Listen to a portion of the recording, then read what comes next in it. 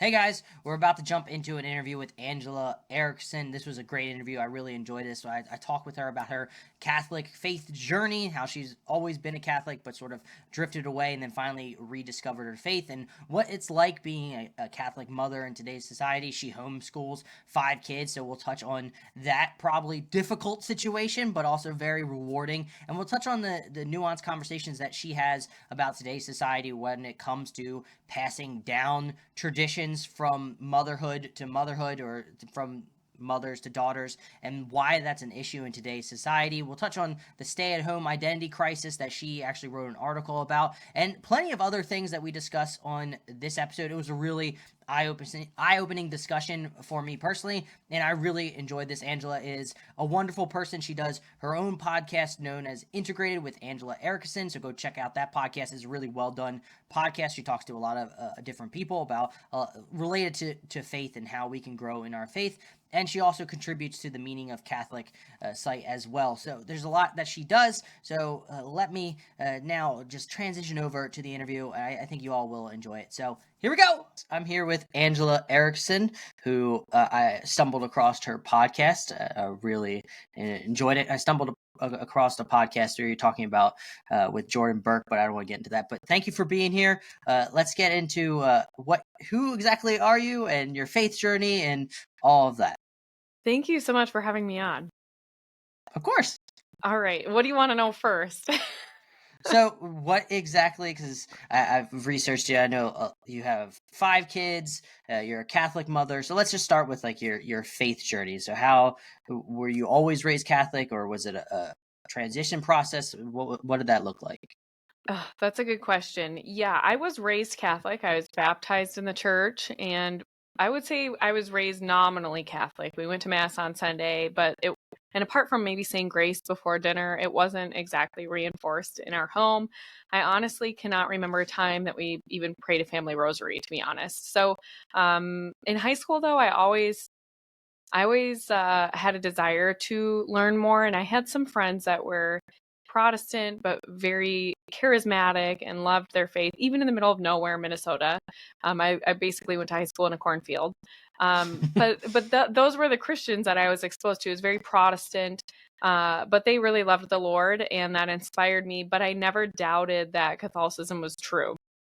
I met my husband, and I stumbled my way through college, trying to almost live a double life in a way, until that came to a head. It doesn't really work when you're trying to live a double life and you want to grow in holiness, and yet you still want to go out and party. It doesn't really work that way. But I got into pro-life work. I became an anti-abortion activist in college, and I would say around that time, my faith started to become more important to me. And then after college, my husband and I got married. Actually, my senior year of college, we got married, and he had a conversion. He had been baptized Catholic, but didn't know it. He came into the church, and into the fullness of the church, I should say, the Thursday before our wedding. I think he was confirmed, and he had his first Holy Communion on our wedding day, which was awesome. Yeah, really, really cool. And so over the years, even past that, I mean, I wouldn't say we were like the best Catholics ever or anything. We're still stumbling our way through trying to learn what the church actually teaches, because he wasn't raised Catholic and I didn't know very much unless I investigated it. So started to read a lot, and yeah, now let's see, we just celebrated 10 years of marriage, and I would say we do not look like the same people we were 10 minutes ago, praise be to God, or 10 years ago, praise be to God. So, yeah, I mean, it's been a slow journey and I've messed up a lot. As we all Yeah. I've noticed this trend too with a lot of younger Catholics that's come back into the faith, or are very now gung-ho. Me being, I don't want to say I'm anywhere gung-ho as some people out there, but it's really fascinating to see how they were raised. And what you were saying, it felt like I was at that was my dinner table. Just That was a you would lot of say us. grace, you would go to Mass, you didn't really have much information on why this was important, and then you see the Protestant circles of how on fire they are for Jesus and how much they love to read their Bible. And I'm not saying Catholics don't love to read their Bible, but at least growing up for me, it wasn't portrayed from my parents, for instance, which I've tried now to I've been trying to adjust because I've noticed that, our kids kind of mimic what we do. Yeah, they And if do. we are on fire for our faith in the church, then they will mimic it back. So it's just really funny how I've noticed this trend of people falling away from their faith, but realizing that's really not the faith that they were falling away from, or not the true church that they were falling away from. It was something that was kind of A shell. I would say a like a shell. shell, That's a right? good one. Yeah, I mean, it sort of is.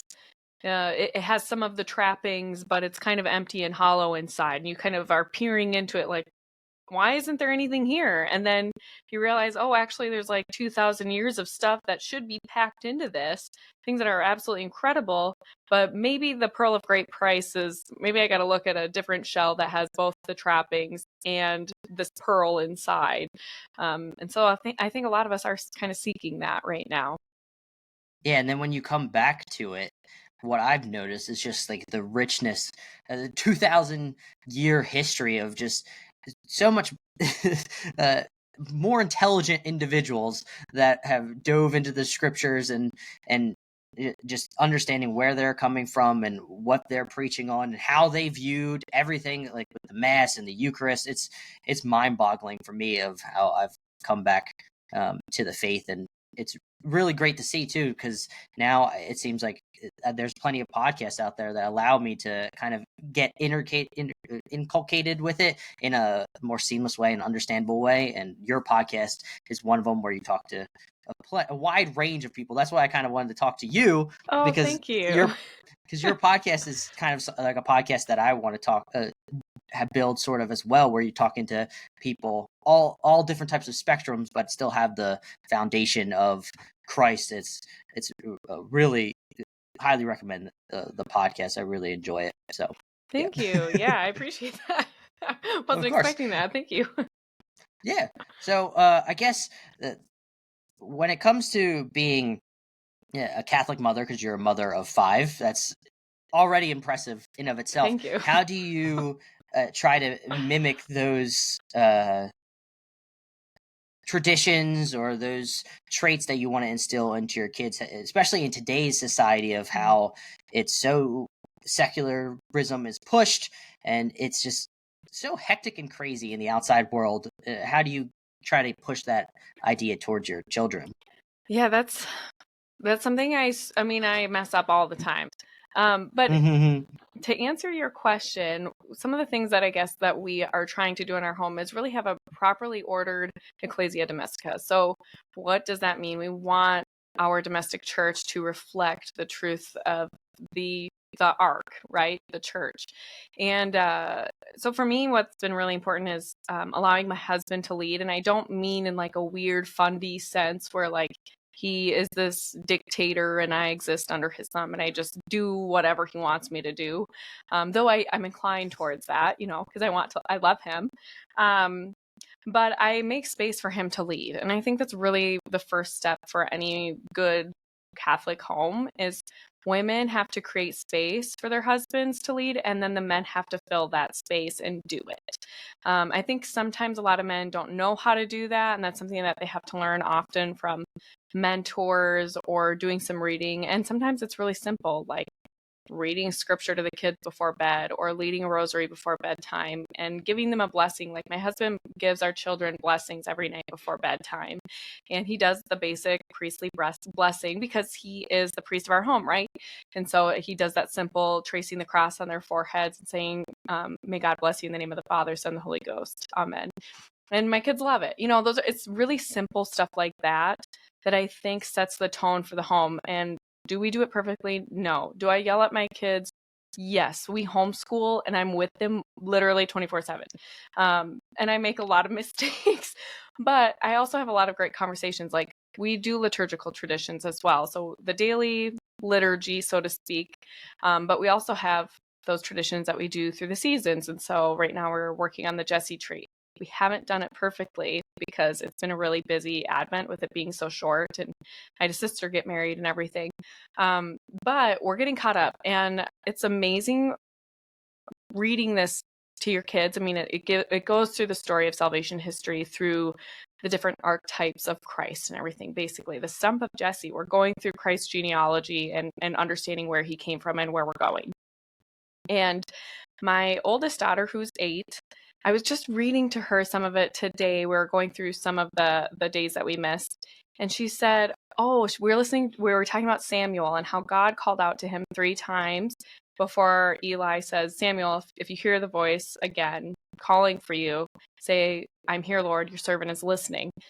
And anyway, Avery, my oldest, she goes, that's really interesting. That reminds me of when Christ said to Peter 3 times, do you love me? And I was like, it's just amazing. Like, these kids are so smart. And if you just equip them and give them the tools, they're trying to find connections and understand things. They're naturally trying to understand typology because if you're introducing them to even stuff like that, I just think, oh my goodness, my kids are way further ahead of me in terms of some of this stuff than I was in college. And that's a gift that we get to impart on our children. So I've really loved that. And that's kind of what it looks like in our home at this time. I'm sure there's plenty of things that you're actually learning along the way, because it kind of works in tandem with what because we plan on homeschooling our kids as well, is that you actually get to dive into these subjects or these topics with like a new fresh set of eyes, and you end up realizing, oh my goodness, I didn't actually know this. And sometimes like a clear example is like your kids can point out certain connections that you would have never even made that connection, because they're probably not even afraid to try to make those connections and make those suggestions if you foster that environment to allow them to explore and learn and grow. And what does homeschooling look like with 5 kids, if I don't mind you asking? Chaos in a good way, I hope. It is good chaos usually. Today's was not one of those good chaos days, but sometimes it is. Sometimes it's really beautiful. I mean, a lot of it, the kids wake up and they play board games and stuff. Like my older kids learned how to play Uno this weekend. So now everyone's playing Uno all the time, and you're like, okay, yeah, they're playing games, but that's actually a great way for kids to learn. And so we're learning our colors, we're learning numbers, we're learning rules and how things go. And you're learning how to be a good sport when you lose. Things like that. That's a big thing to learn. And virtue to not cheat, because I do have a cheater in my house. There's always one, right? There's always one. Exactly. Okay. So it's simple stuff like that. Sometimes they start the day and they're doing games, they're coloring, they're doing all that stuff, and then we are doing math, reading, writing, spelling, all of that stuff. But at this age, like when they're really young, it's not super overwhelming. You can add extras. You can get involved in a co-op, which I really highly recommend. But like some days we're learning Latin, but I'm not pushing it too much. Like if we don't have a ton of time, I'm not gonna feel terrible about it, just because there are different seasons, and in different seasons you can do different things. As long as we get the basics and we're doing a lot of reading together, I'm not worried about any of the rest. Are you well versed in Latin, or is this something that you're learning along with them? This is something I'm learning with my daughter. That's a great indication of you learning along with them, so they could probably see how you're growing as well as they are. So you're taking part in their learning process, which is really amazing to see. And is because coming back to the faith, is homeschooling usually is the Catholic community as a whole more geared to homeschooling, or is it kind of like a not usually, but now it seems like it's going back into that phase, especially with all the insanity that happened 2 years ago. Yeah, it's interesting because we made the decision to homeschool before COVID. And it was really because the families that we saw that were the highest functioning families, where the dynamics were really good and lovely, were the homeschooling families, actually. And that really surprised both of us. We had never considered homeschooling. We sort of thought we would send our kids to a private Catholic school. I knew that I couldn't send my kids to a public school, just simply from the aspect of I'd done, like I said, some anti-abortion work, and I was working with students on high school and college campuses, and knowing what that was like for pro-life students on those campuses. I was like, that's just the tip of the iceberg. And then we get into the Gay Straight Alliance, and we get into all these other things, Satanist clubs. It's like, absolutely not. And then looking at the state of teachers today, I'm not saying that all teachers are bad, but the system is not a healthy system. We'll say that.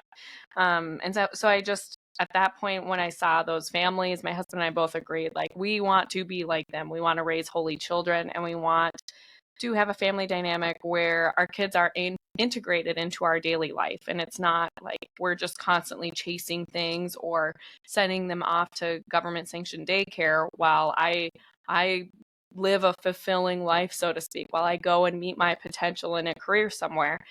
This is my primary vocation. And so that's what we chose to do. Just that, because you mentioned the whole idea of being a pro-life advocate in college. What exactly did that look like, and how difficult was that for you? And I don't know when exactly you went to college, so maybe it was a little less toned down than it is now, or was it just as wacky and wild, probably?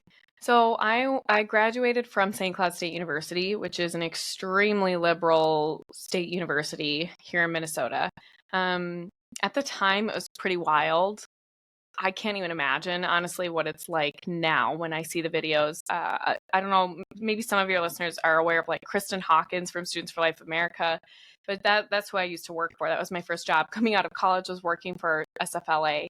And so we would go to college campuses and do displays, do a lot of apologetics work. Apologetics work actually helped me a lot in grow my understanding of Catholicism and growing in all of those things, philosophy, theology, etc. But it was intense. Like, I had some intense experiences coming right out of college.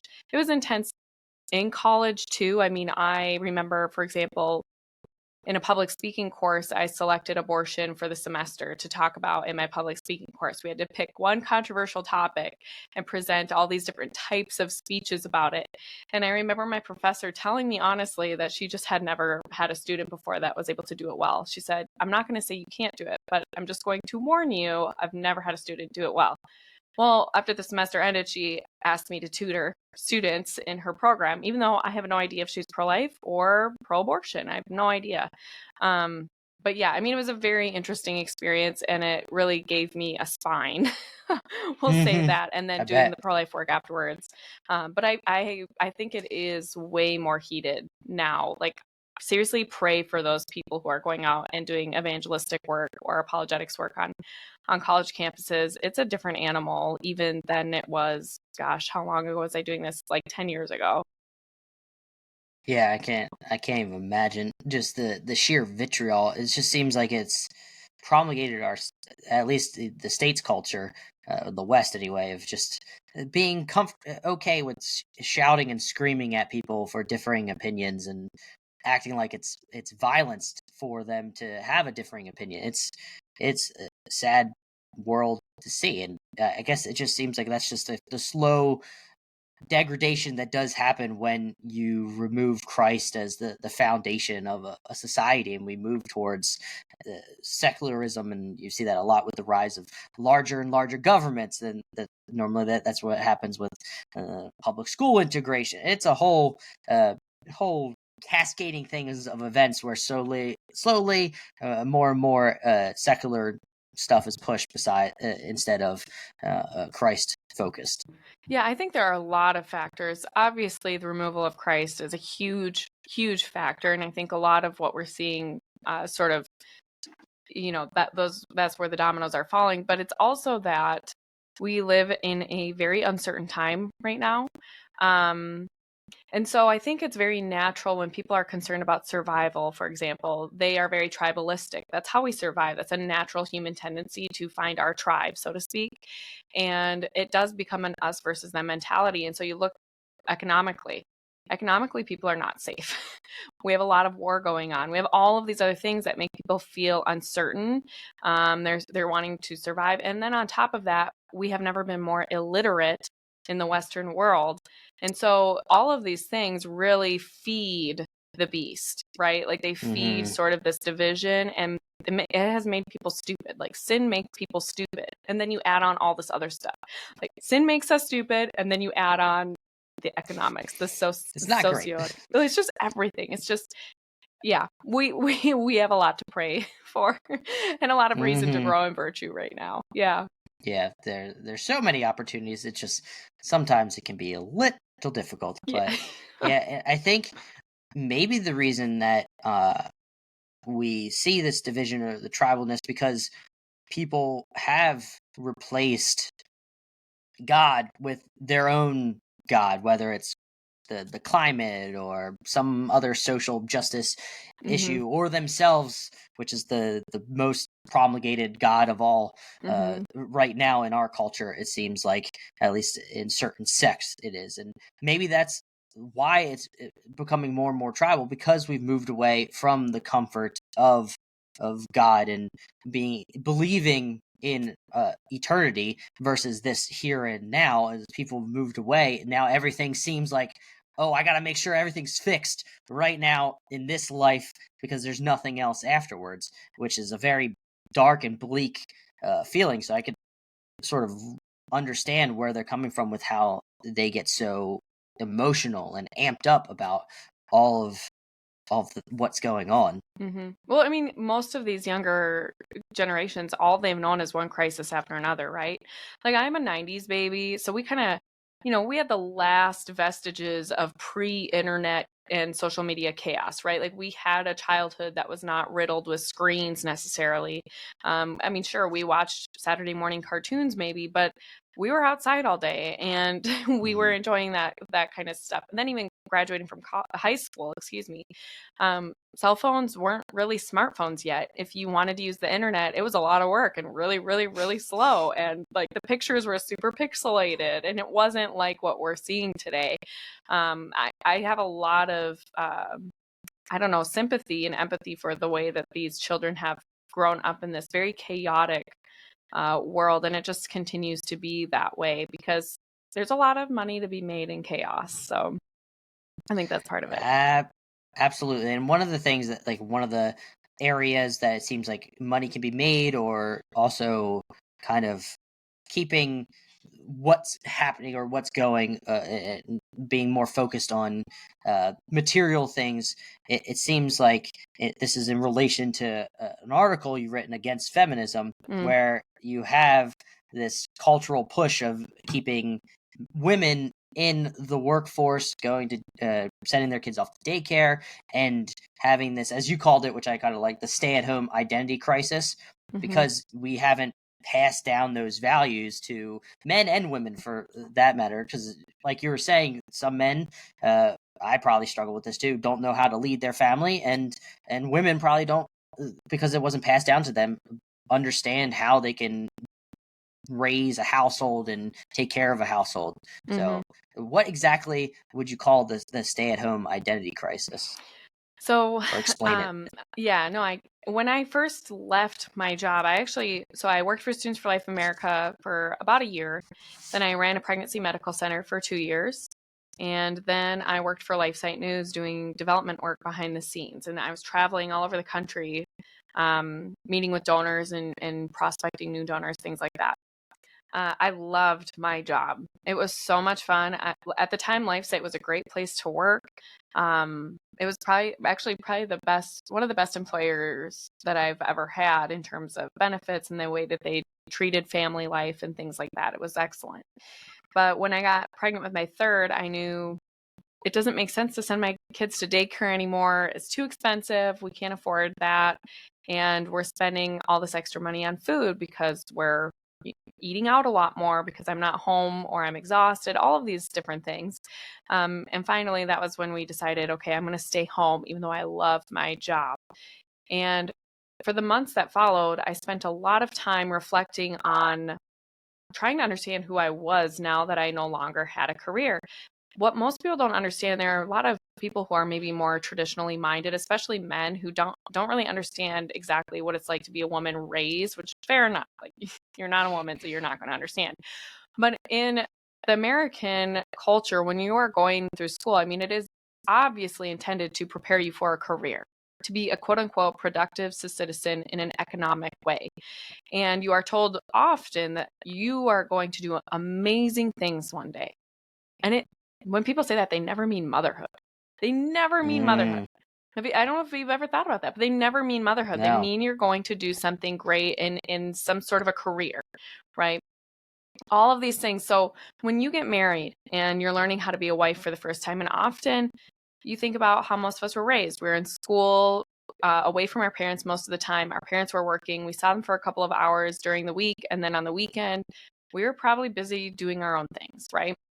Unless your parents prioritized family time, you probably didn't spend a lot of time observing how your parents interacted, at least not like in the depths, right? Like just having a limited understanding of that. So not only that, but if our moms are out working and we're at school all day, who's teaching us how to cook, how to clean, how to do any of the really basic stuff, how to mend clothes, how to bake bread, how to do any of this other stuff? So we're getting married and we're trying to learn all these skills. Then you add a baby and you have a career and you're learning how to be a mother for the first time and you don't know how to nurse a baby. You don't know how to, a lot of women don't even know how to change a diaper.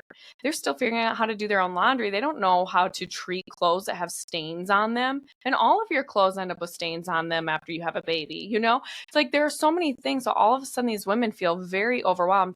And you add to that these women have zero support.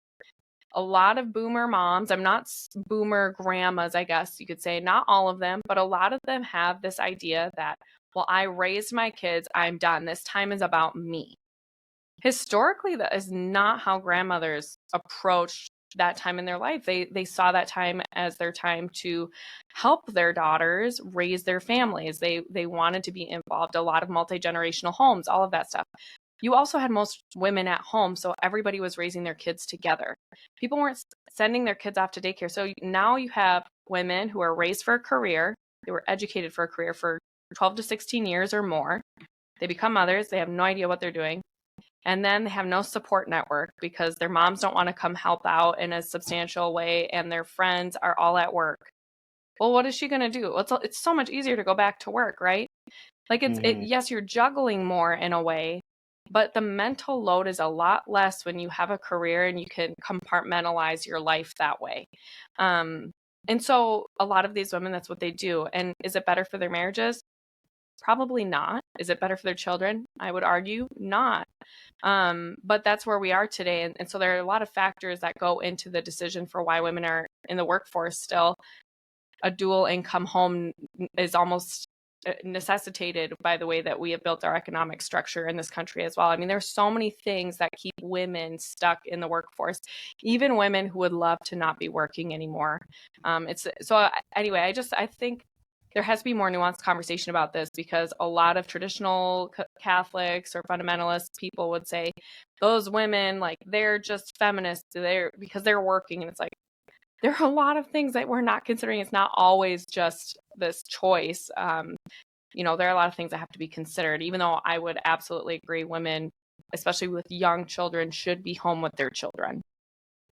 Yeah, it's not a binary thing, especially with all the different factors in today's society with the economic part of it. But the one thing to mention is that something that I learned, but this is sort of osmosis through my wife who listens to these types of podcasts, and she was listening to one about actually the detriments of daycare and how women think they need to send their kids to daycare. But if you analyze the finance of it all, you kind of just come out even. You're not really ending up with that much benefit. And it's true. One of the negative impacts is that your kid in daycare at a pivotal age, especially if you're sending them early on, they're getting connections with so many a variety of different people that's probably, this one woman argues, not good for their neuro development, because they're bonding with separate individuals who end up, once they bond with them, they end up leaving because the turnover rate could be theoretically high in those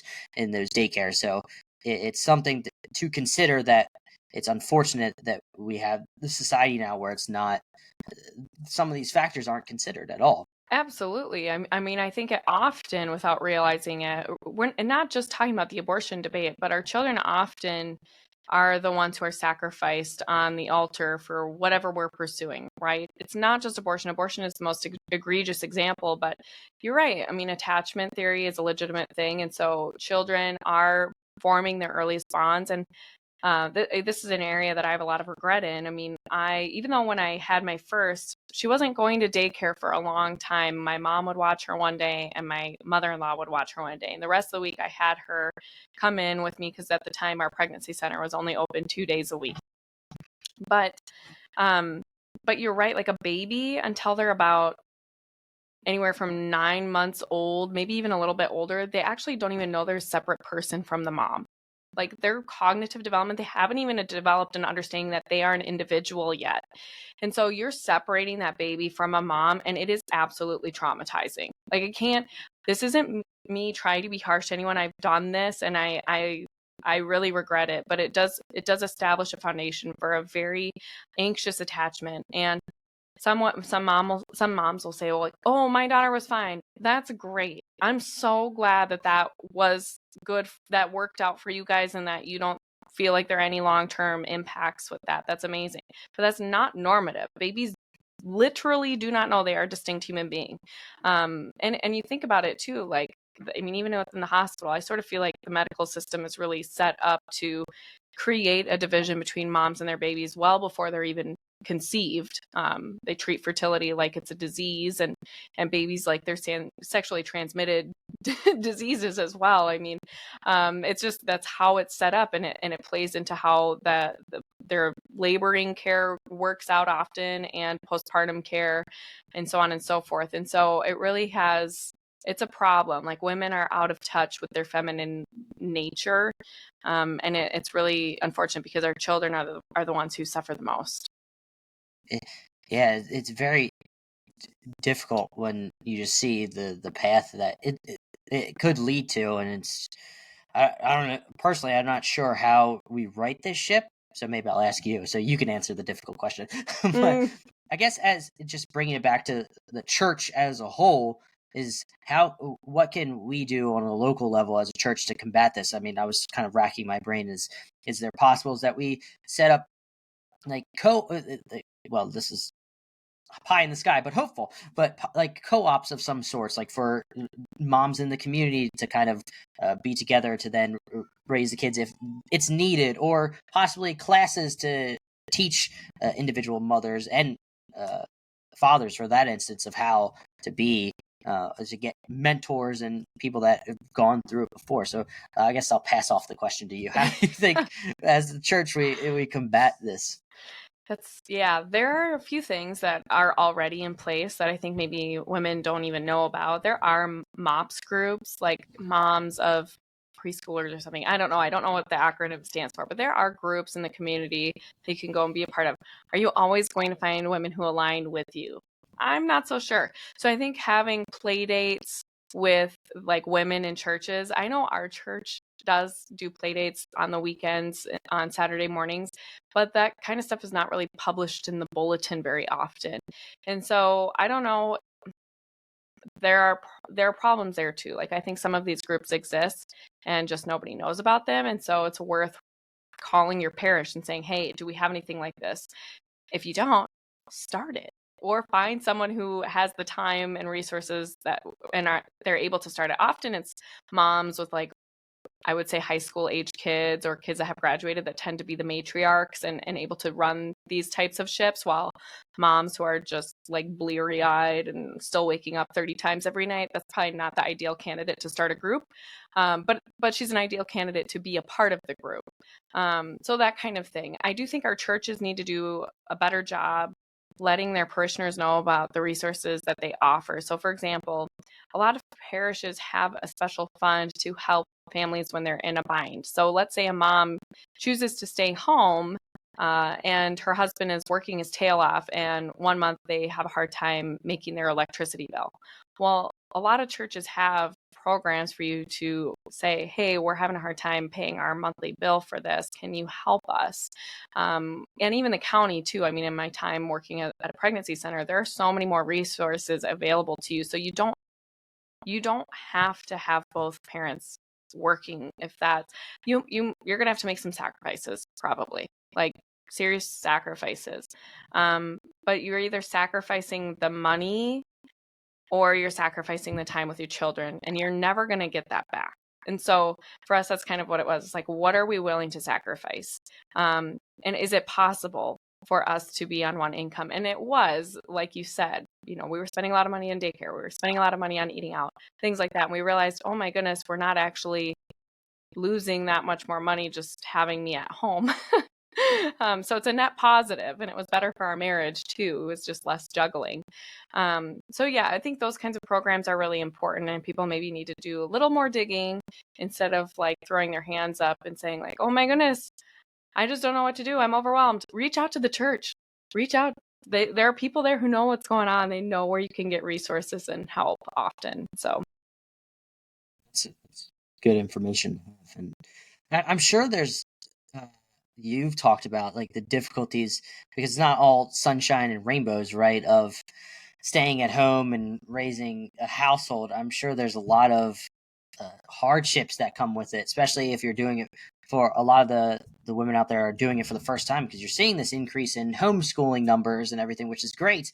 But then you run into the issue like you were mentioning of these values not being passed down to these young mothers. So I can imagine that there's probably some difficulty, especially when you're doing this and you kind of feel alone. Is there it sounded like when I was looking at your journey, that was sort of something that you were going through as well.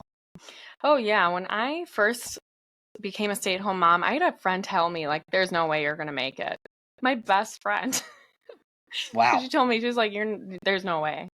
Um, and that stung a little bit. And yeah, I mean, you don't exactly know what you're getting into mentally. It can be really draining, and I think a lot of moms struggle when they lack that support system because you lose yourself in a way.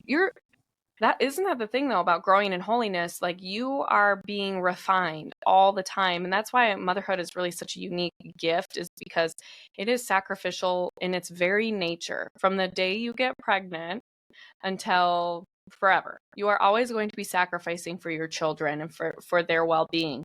It's built into the thing. You're sacrificing your body, you're sacrificing your sleep, you're sacrificing often your food because they always want what's on your plate and never what's on their own.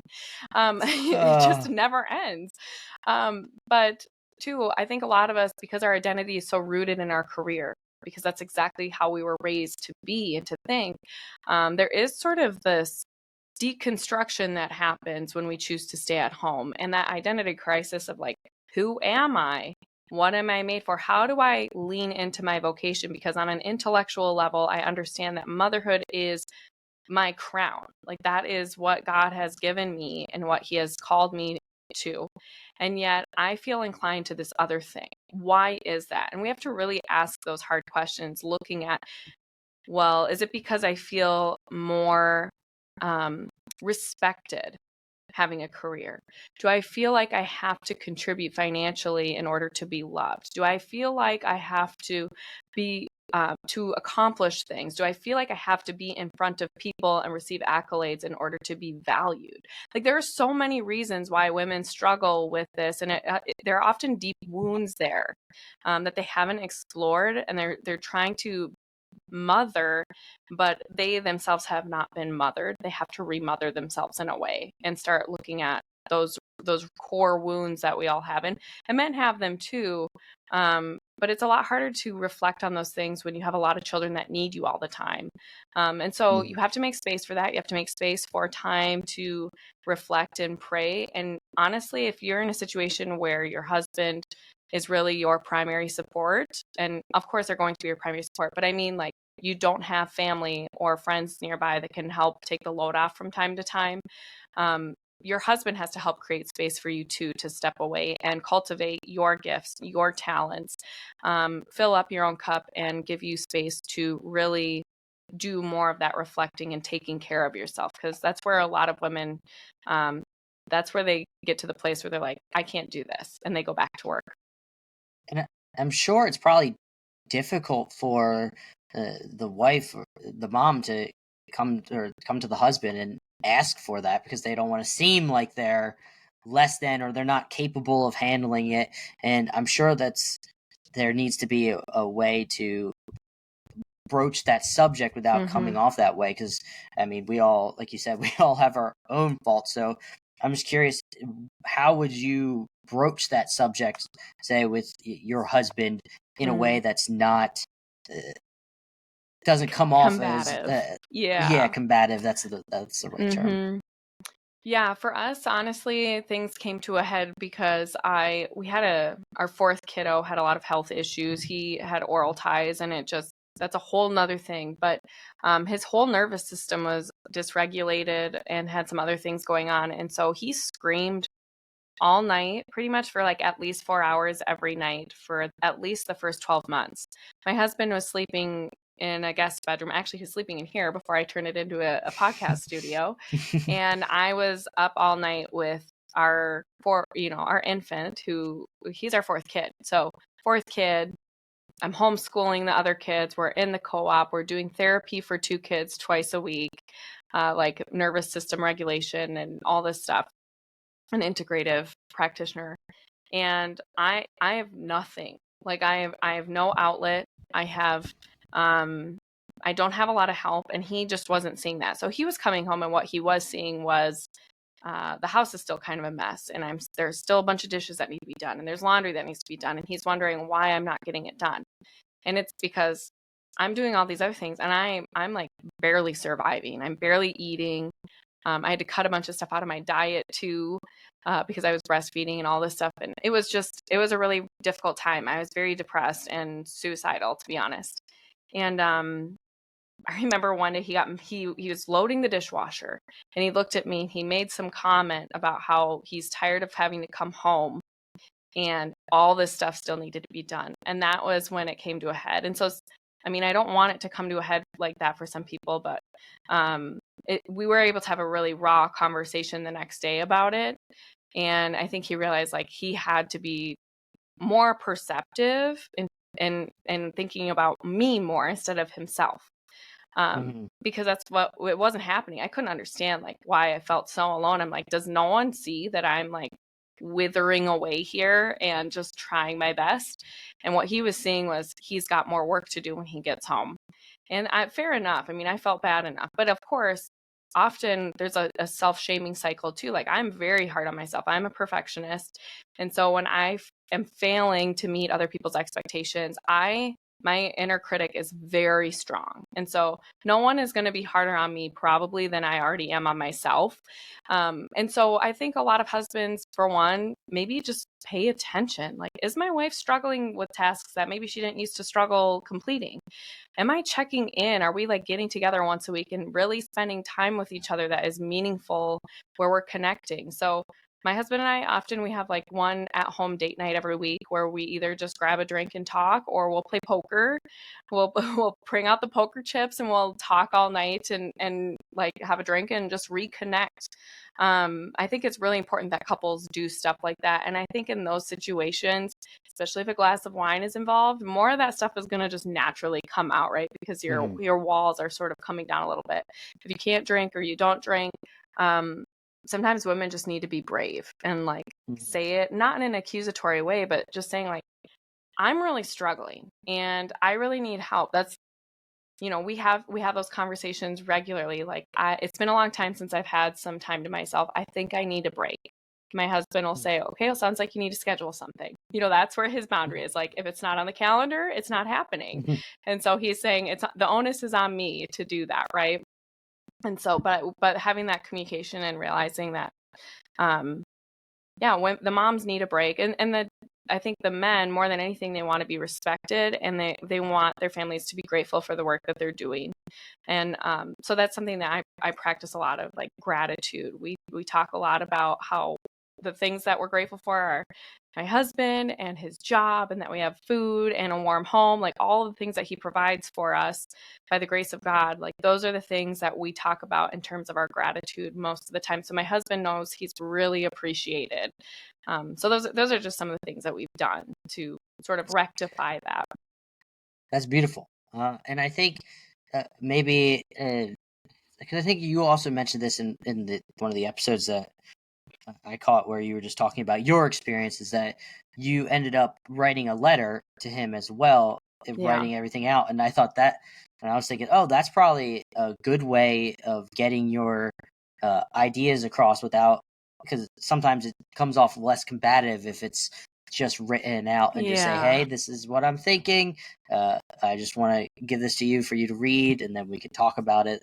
And that may be another way that's feels less combative for individuals out there that aren't of the combative type or aren't very, how you would say, outgoing with willing to share their feelings. And I think having those conversations can sort of bring people together. And it's really something that like, maybe just don't give in to like the sin, because sometimes sin is so easy of just saying, I'm not going to talk about it anymore. I'm just going to shell up and not say a word. I'm just going to bear this burden, even though, in bitterness you're often. a unit.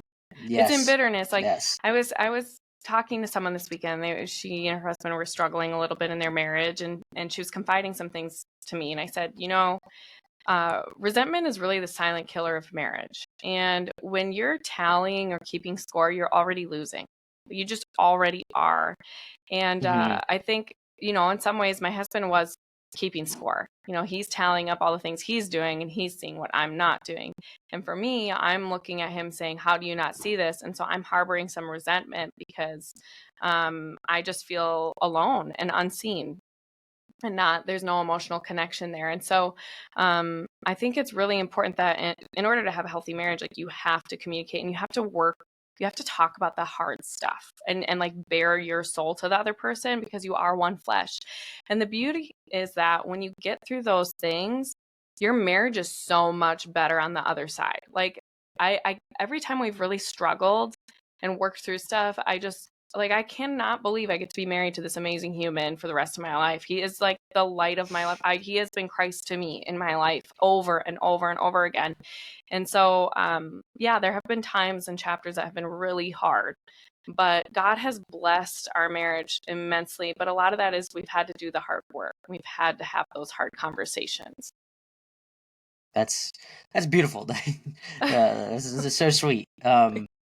And going more into your past, for instance, it sounds like this all this stress and everything kind of coincides with actually your fifth kid. Am I correct? Like, you're having all this anxiety, all this stress, everything, and we don't have to go too much into it. But watching your video, I thought this was kind of beautiful the way you said it. You were talking about how God utilized your biggest fear to bring about the most healing in your life, and it's just, and it's kind of beautiful just when you see how he leads us, as you were mentioning, how gentle he can lead us over time, and then you look back and you're like, wow, I this is where I'm at, and praise God for it all. And sometimes you just gotta it.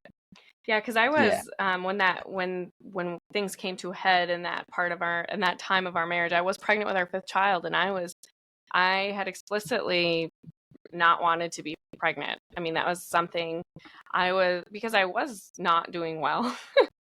And I don't know if I can't remember if I shared in that, but I had,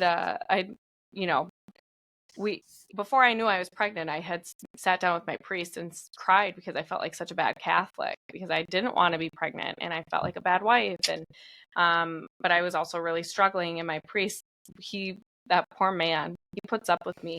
But he talked to me for about an hour and a half, probably to 2 hours. And then 2 weeks later, I found out I was pregnant. And I texted him, I said, you're going to think this is hilarious, but I'm pregnant. And he called me and he said, how are you? I said, I mean, there's nothing I can do. So, I mean, I'm okay, I guess. And he said, praise be to God. God is so good. And I remember thinking like, of course you would say that right now. I'm super overwhelmed and I have no idea what I'm going to do.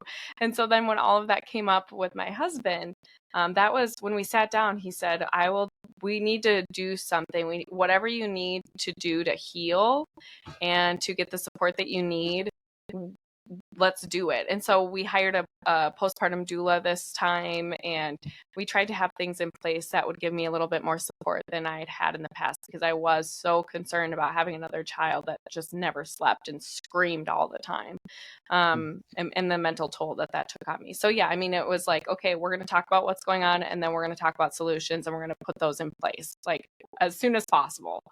Yeah. Mm-hmm. Was would you recommend a postpartum doula? That's something that I've heard a few times. Is that helpful Yeah, I having would that in recommend place? an experienced postpartum doula. Yes. Yep. Someone who can come in and like do some light cleaning and make nourishing meals for the mom while she takes a bath. And you know what I mean? Like someone who isn't there to interrupt the mother baby stuff, but is going to help support and make sure that the mom is taken care of. That's really what her job is to make sure that she's getting enough food and eating healthy, nourishing meals instead of like stuffing her face with like mini donuts or something because she's Mm-hmm. just so tired and doesn't have enough time to eat or something. Yeah. So she's the one checking in and making sure that all the things are happening that should be happening. But it's sad because historically those are the roles that sisters and mothers and friends would have filled in the past, and now we have to pay someone to come and do that stuff, which is really sad.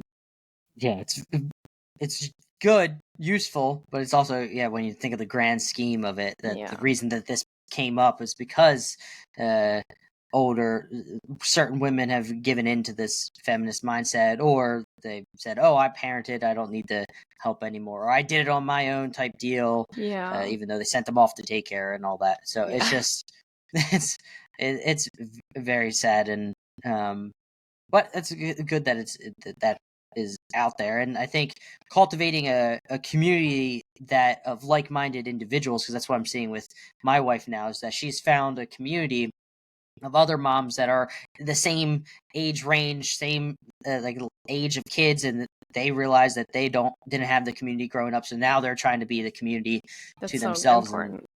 that's so important. And then I guess stemming from this, talking about your fifth birth, you actually did a home birth, which I coincided. I asked if somebody had questions, and my wife, of course, because she's awesome and very supportive, asked a question: "What your thoughts are on birth?" Because you mentioned physiological birth. So take it away. Yeah. I mean, this probably won't come as a surprise, but I 10 out of 10 recommend home birth. I mean, we had our first 4 kids in the hospital. Elijah, it's so funny. So Elijah is my child that, was very, very difficult. But my pregnancy with him, my 4th pregnancy was my easiest pregnancy, hands down. My labor with him was my first and my only normal labor, actually, now that I think about it.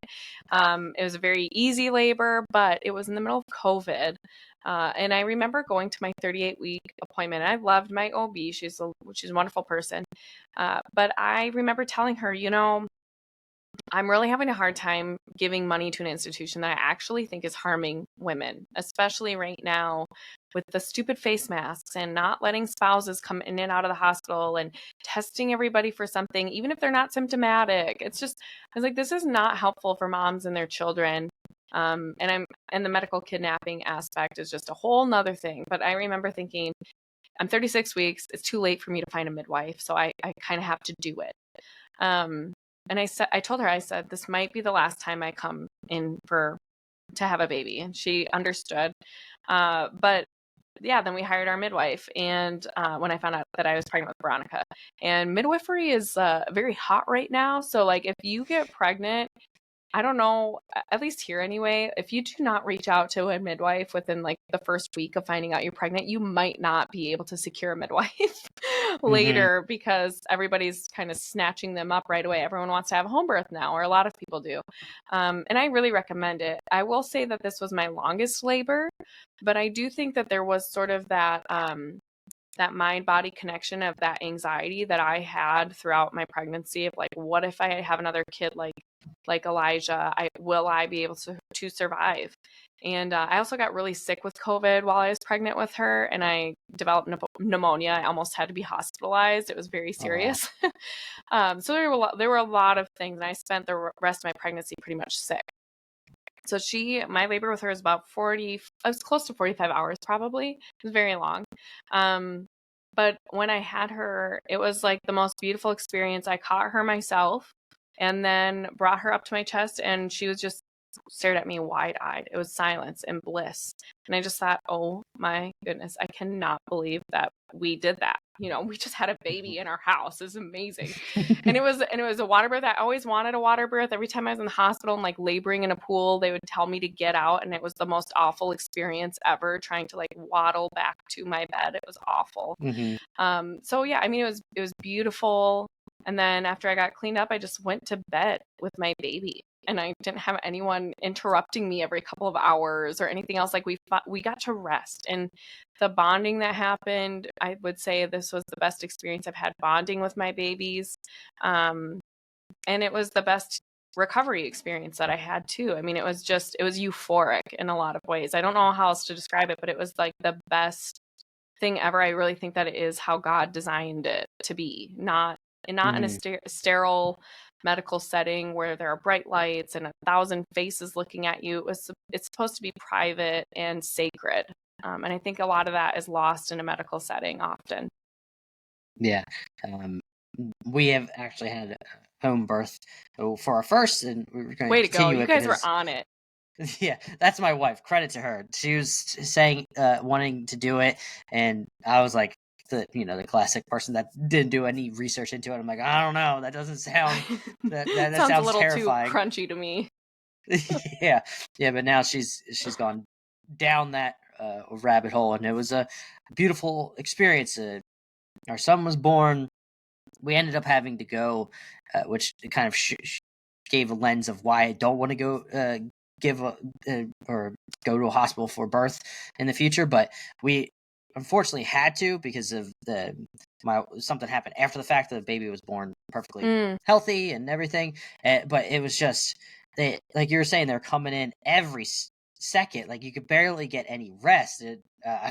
I was a wreck the next day just because it was just so stressful with all the things that they're pushing, all the tests and everything, treating both of them like a lab subject. It's so overly frustrating, to say the least. But it is kind of goes to show of how God turns things that are bad into good, especially now, like you were saying, how because of the whole pandemic insanity with COVID and all of that craziness, that it led people to be more open-minded to certain issues in today's society, of things that are being pushed, and how certain institutions maybe not have your best interest at heart, and they're just trying to get you in and get you out, do a C-section here, C-section there, just to rapidly push you through. And then maybe that opens some people's eyes of, oh, maybe I should look more into this home birthing thing. And it's really fascinating, to say the least. Yeah, I really enjoyed home birth. Even though it was long and arduous, it was really because she wasn't in the best position, but my husband was able to help me with like some stretches called spinning babies. I don't know if your listeners are aware of what spinning babies is. I'm familiar with that. Yeah, so we used that to get her into a better position. I was at my wit's end, and my husband actually felt my hips, and I heard it. Like my hips popped like very loudly and shook when we were doing this like leg extension thing. And it was like then I knew it was go time. And yeah, I mean, once she was in place, it was pretty quick. And yeah, I think, again, a lot of those things that you see in a medical setting in the hospital, they really interrupt the natural bond that's supposed to happen in the mother-baby dyad. And again, like I said before, those babies don't even know that they're a separate person.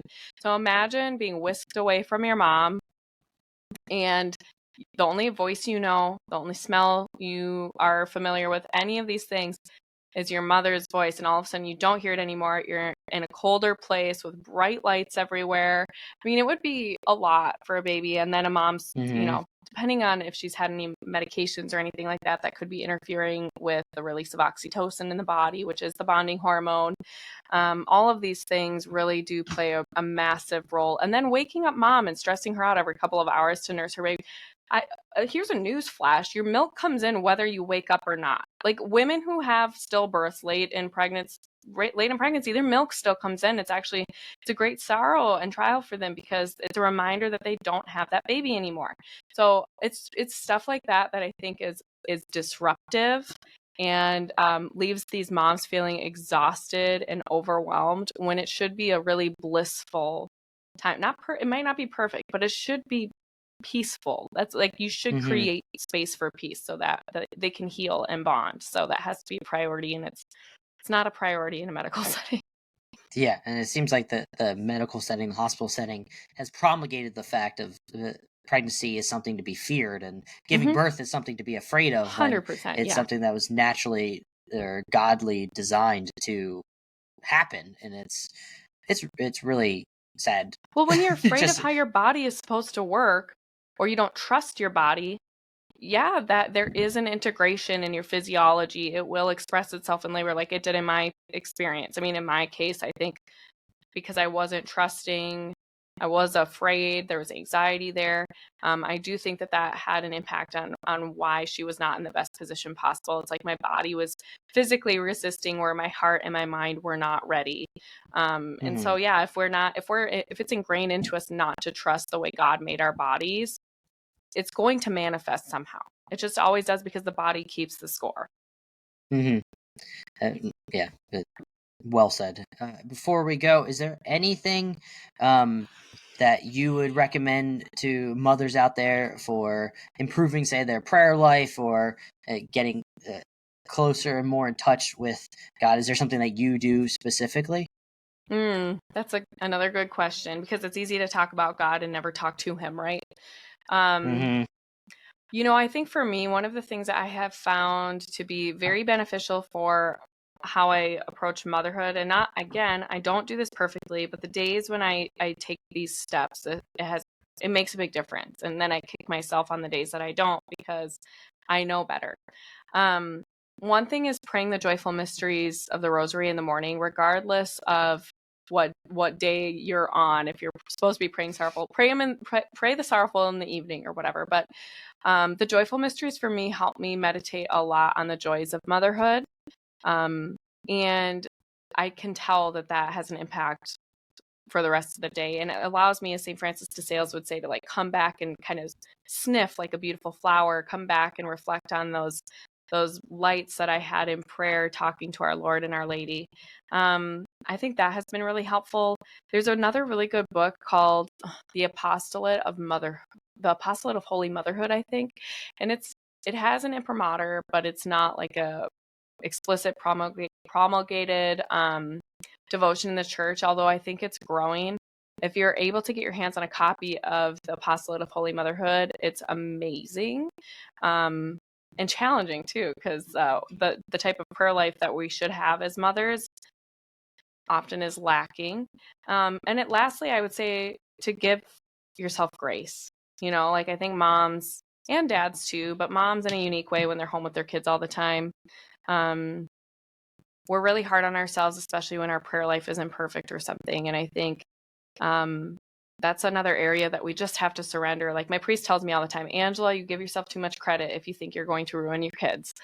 I'm like, okay, like I need to give them to God, and that they're his to begin with. It's not just about me. Even if I have these fears that I'm like failing or doing a terrible job, he's like, you just give yourself too much credit. God's grace is more than sufficient. It's way more than you have to offer. So don't worry about it. Like, do your best, love the Lord with all your heart, your mind, and your soul, so that you can serve him in this life and the next, and pass that on to your kids the best that you can. And that's really, then you entrust the rest. So learn to surrender and be okay with that. Surrender your identity, surrender what you think you were supposed to be doing, and focus on the here and now and loving the best that you can. And, if you need to make time for yourself, don't feel guilty about that either. So that was a long answer, but those things I think keep in mind. Beautiful answer, and I guess we'll end it on that. Is there ways that they can reach out to you? I'll include all the links for your podcast and everything that you do in the description, or the podcast and the video as well. But any final things? Sure. Yeah. I mean, like, go to my YouTube channel, link in the bio or description, as well as my website, integratedangela.com. But you can also shoot me an email. If there's something you want to talk about, feel free to send me an email, angela@integratedangela.com. And I'm not always perfect about responding right away, because I'm a mom of 5 kids, but I do my best. So feel free to send an email to me there, or find me on social media. Instagram, I'm more active on right now. So if you find me on Instagram, I'll probably be able to get back to you there too. Awesome. Well, thank you again, Angela, Thank for you so coming on. much. Thank you so much.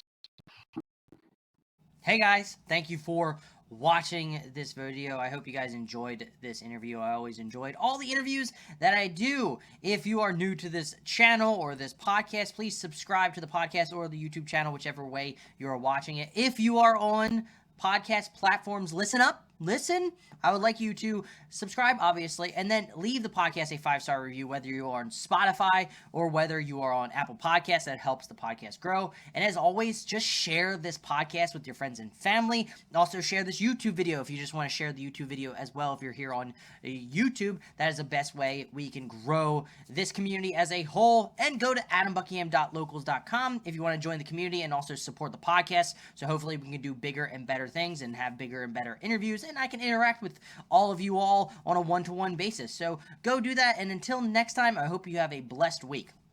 Bye.